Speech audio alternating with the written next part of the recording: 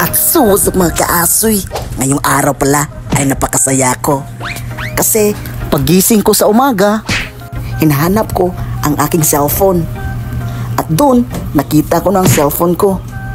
At pagtingin ko, agoy, boom!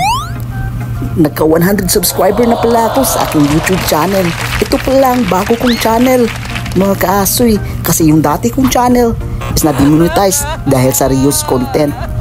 At napaka-emotional ko dito mga kaasoy. Kasi di po ako makapaniwala na marami pa palang sumusuporta sa akin. At unti-unti dadami ang ating subscribers. Nawalan kasi ako ng gana sa pag-vlog kasi na-demonetize yung channel ko sa YouTube. At ito pala ang ating YouTube channel mga kaasoy, ay bago ko pala itong ginawa, mga mahigit 1 buwan. At sana suportahan niyo ako sa aking pagiging isang vlogger.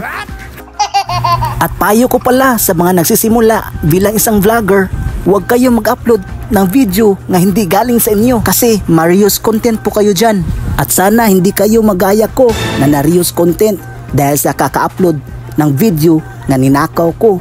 At ito pala ang dati kong YouTube channel, ang Team Asoy. Ginawa ko na ang lahat para makabalik ang YouTube channel na ito pero hindi na talaga tinanggap ni YouTube. At yung pera nga sasahodin ko sana, hindi ko na nakuha.